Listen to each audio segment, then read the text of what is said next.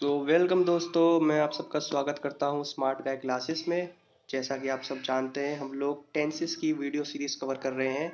हम लोगों ने पिछली वीडियो में प्रेजेंट इंडेफिनिट को पढ़ा था। अगर आप लोगों ने वो वीडियो नहीं देखी है तो उसकी लिंक मैं डिस्क्रिप्शन बॉक्स में डाल दूंगा, आप जाके वहाँ पे उसे देख सकते हैं।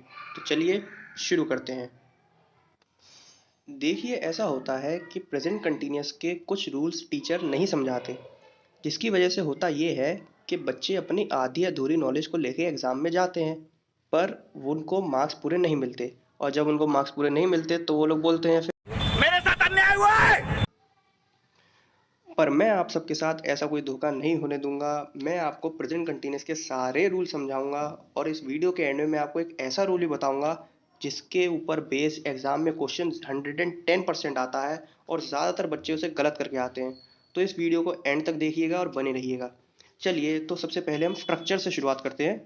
तो देखिए, जैसा कि आप देख सकते हैं, अफर्मेटिव सेंटेंसेस में प्रेजेंट कंटिन्यूस का स्ट्रक्चर होता है subject plus is am are plus verb की फर्स्ट फॉर्म प्लस आईएनजी।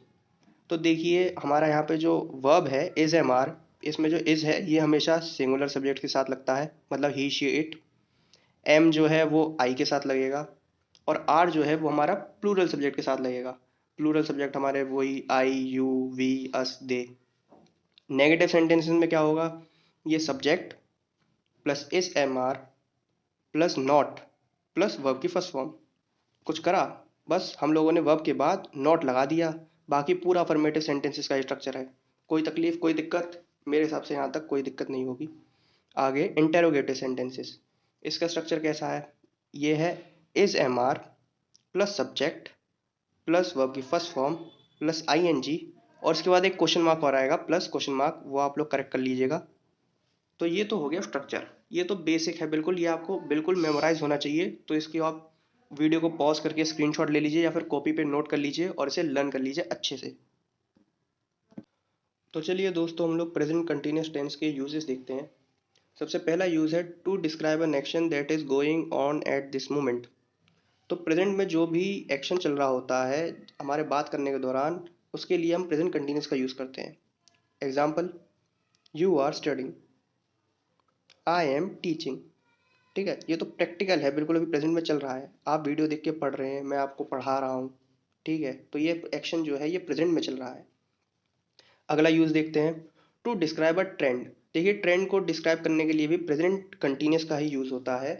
जैसे कि more and more people are becoming vegetarian, तो इसमें भी हम लोग प्रेजेंट कंटिन्यूस का ही यूज करेंगे। देखिए, थर्ड यूज देखते हैं, फॉर टेम्परेरी थिंग्स। अब देखिए, इसमें एग्जांपल दे रखा है, we are staying at a hotel. अब देखिए, होटल में कोई परमानेंटली तो जाके बसता नहीं है कि आप अपने बीवी बच्चों की शादी करके ही बाहर निकलेंगे उससे, ऐसा तो है नहीं। बात तो सही है। तो इसीलिए यहाँ पे हम लोग प्रेजेंट कंटिन्यूस का यूज़ करते हैं। चलिए चौथा देखते हैं, अराउंड नाउ। ठीक है, इस वाले थोड़े यूज़ को ध्यान दीजिएगा, गलती हो सकती है। इसमें जरा पढ़िए पहले क्या लिखा है। अराउंड नाउ ब्रैकेट में लिखा है, like a process which is going on but not at a time of speaking. जैसे कि ये जब कोई ऐसा प्रोसेस हो जो कि चल रहा है, प्रोसेस में है, पर ऐसा ज़रूरी नहीं है कि जब आप कह रहे हो तब वो आपकी आंखों के सामने हो रहा हो। जैसे कि मान लीजिए, देखिए एग्जांपल देखिए और अच्छे से समझ में आएगा। He is writing a book, वो एक बुक लिख रहा है।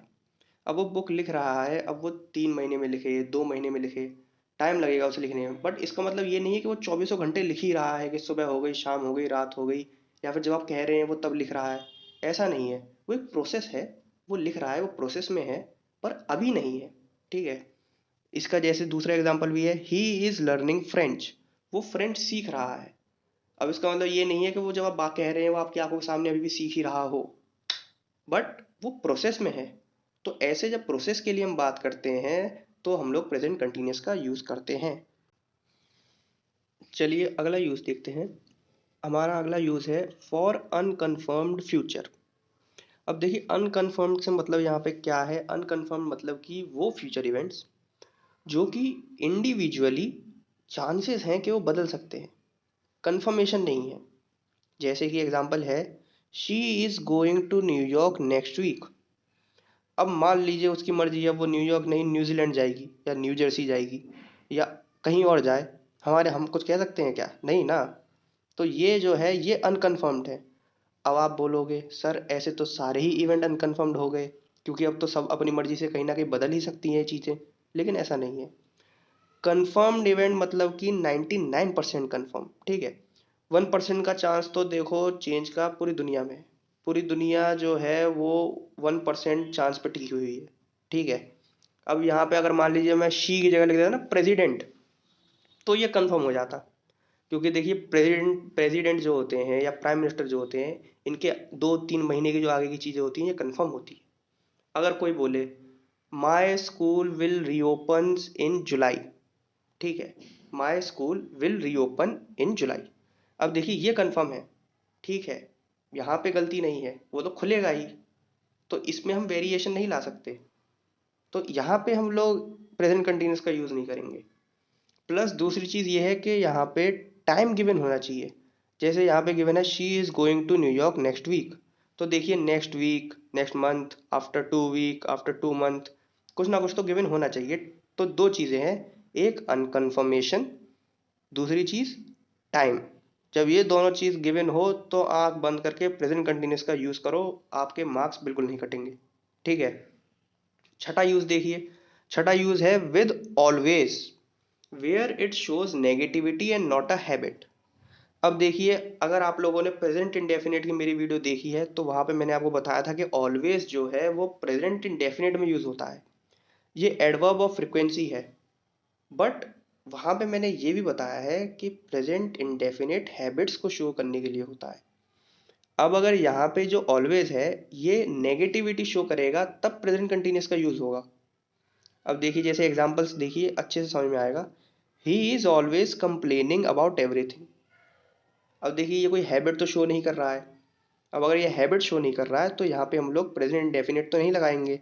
बट ऑलवेज आ रहा है तो ऑलवेज आएगा और हैबिट का यूज़ नहीं होगा और नेगेटिविटी दिखाई जाएगी तो हम लोग यूज़ करेंगे प्रेजेंट कंटिन्यूस, ठीक है। कुछ भी हो जाए इसको इतना याद रखिएगा कि ऑलवेज आए और नेगेटिविटी दिखाए तभी प्रेजेंट कंटिन्यूस का यूज़ होगा। कहीं ऐसा मत करना कि ऑलवेज देखा और प्रेजेंट कंटिन्यूस लगा दिया, कि लगे अरे नहीं सर यहाँ तो सर ने बोली थी तो यहाँ पे तो लगाना ही चाहिए। ऐसी गलती मत करना वरना नंबर आपके कट जाएंगे। क्या बात है। चलिए अब हम अपने वीडियो के उस पार्ट पे आ चुके हैं जिसकी मैंने आपसे बोली थी कि इस पार्ट से आपको ये पता चलेगा और ऐसा रूल पता चलेगा जिस पे क्वेश्चन 110% आता ही आता है और ज़्यादातर बच्चे उस पर गलती ही करते हैं। चलिए अब एक काम करिए, यहाँ पे 4 सेंटेंस आपको दिखाई दे रही होंगी। अब इन 4 सेंटेंसों को पढ़ के आप ये बताइए इनमें से वाला कौन सी सही है और कौन सी गलत है।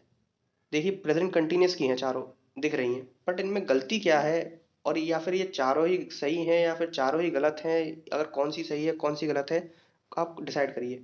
मैं एक एक करके पढ़ के बता देता हूँ। We are hearing the bell, first आपकी सेंटेंस।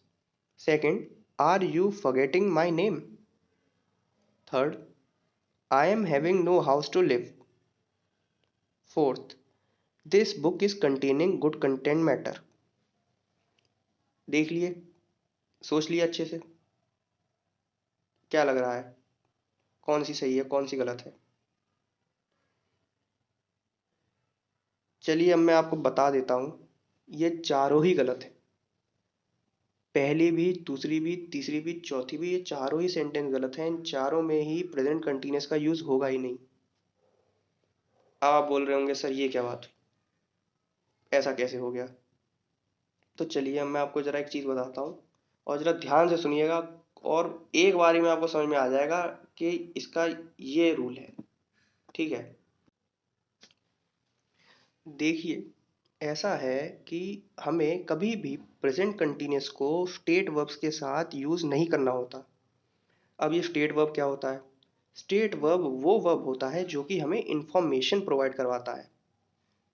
अब अगर इंफॉर्मेशन कैसे प्रोवाइड करवाता है, जैसे कि मान लीजिए मैंने ये लिखे हुए जैसे लव, आई लव हिम, तो ये इंफॉर्मेशन प्रोवाइड करवा रहा है कि भाई मैं उससे प्यार करता हूँ। अब अगर आप ऐसे थोड़ी बोलेंगे I loving him, I am loving him, मैं उससे प्यार कर रहा हूँ, ऐसे थोड़ी बोलेंगे। तो वो ग्रामेटिकली रॉन्ग होगा। तो कुछ भी मत करिए, ये अब आप जो स्टेट वर्ब्स मैंने लिखे हुए हैं आप बस इन्हें रट लीजिए।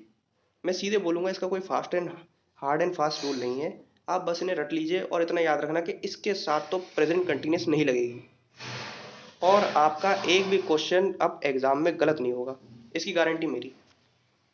तो चलिए, अब मैं आशा रखता हूँ कि आप लोगों को ये वीडियो अच्छी लगी होगी। अगर अच्छी लगी हो तो सब्सक्राइब करिए, लाइक करिए और शेयर करिए, और जितने ज़्यादा हो सके उतने ज़्यादा दोस्तों को ये शेयर करिए ताकि उनकी भी कन्फ्यूजन दूर हो और वो भी एग्ज़ाम्स में फुल मार्क्स लेके आए। Thank you. Thanks for watching.